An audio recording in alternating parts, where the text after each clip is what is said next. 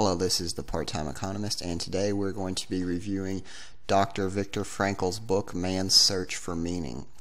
So let's jump right into it. Dr. Frankl was a psychologist before he was captured and taken to the concentration camps of World War II. Now, the book is divided into three parts. The first part talks about his experiences in the camp. The second part talks about his approach to psychology, which is known as logotherapy. And the third part is an addendum that's talking about the case for optimism even in tragic scenarios. So the interesting thing about Dr. Frankl's book is that not only does he describe the horrors of the concentration camps, but he looks at all of this through the lens of a psychologist. And he's trying to see what makes some people give up and despair, what makes some people carry on even in these terrible circumstances, what controls people's fate, what controls their destiny.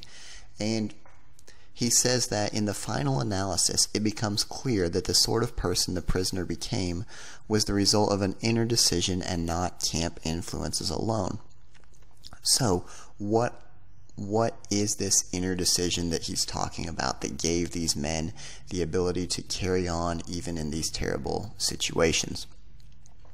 He lists three suggestions that have typically been given as a primary driving force for people in life.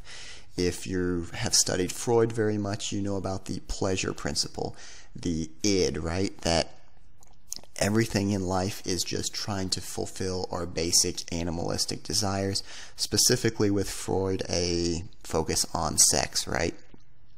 And others have talked about a will to superiority, a will to power, you know, the need to climb, the need to dominate, the need to assert. But Dr. Frankl takes a little bit different approach and says that our primary driving force in life is the will to meaning. And he quotes Nietzsche and says that the man who understands the why can bear almost any how.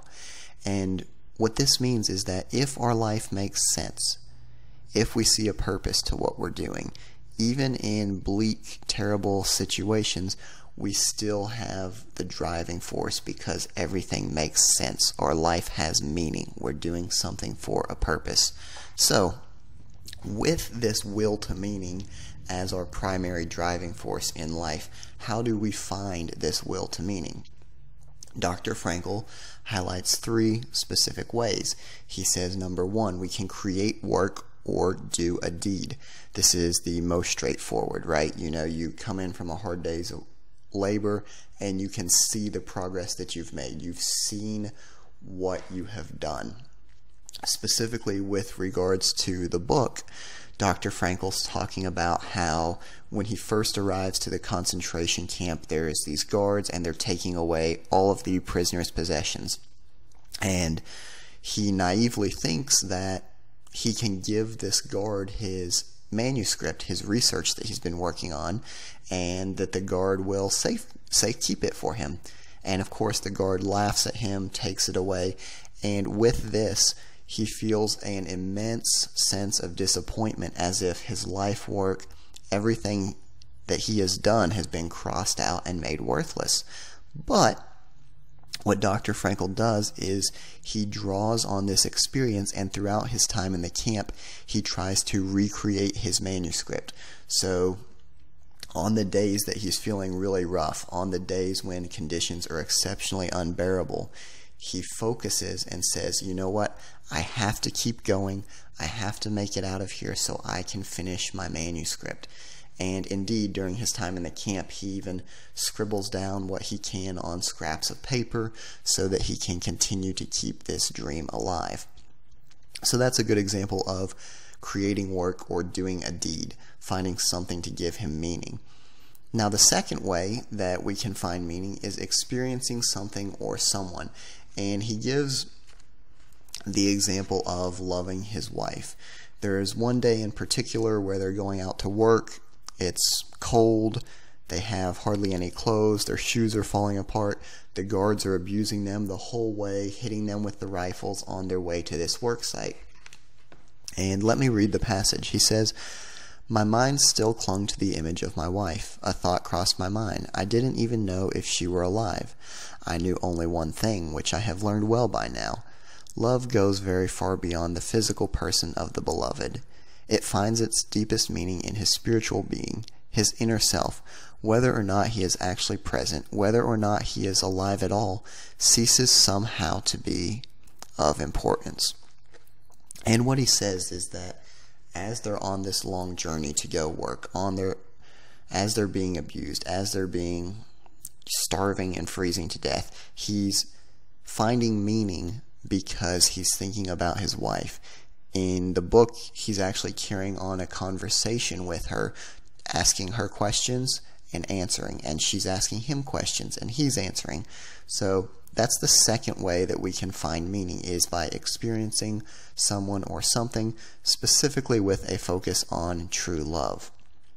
And then the third way that we can find meaning is by turning a personal tragedy into triumph. And he specifically gives the example of a doctor who has lost his wife. And he says, "Once an elderly general practitioner consulted me because of his severe depression. He could not overcome the loss of his wife, who had died 2 years before and whom he had loved above all else. Now, how could I help him? What should I tell him? Well, I refrained from telling him anything, but instead confronted him with the question, 'What would have happened, doctor, if you had died first, and your wife would have had to survive you?'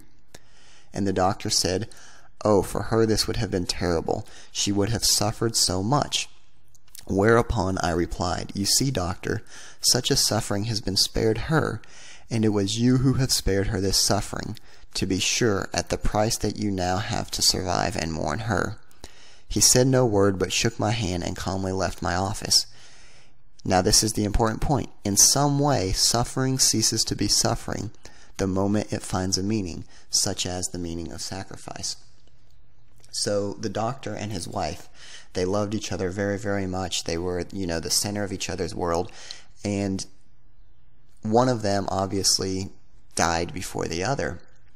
But all the suffering that the doctor was going through, he was doing that, and he reframed it. He reframed it in his mind to say, you know what, if it wasn't me doing this, if it wasn't me who outlived my spouse, then my spouse would be in this same position as me. So it made the suffering more bearable because he at least saw a purpose for it.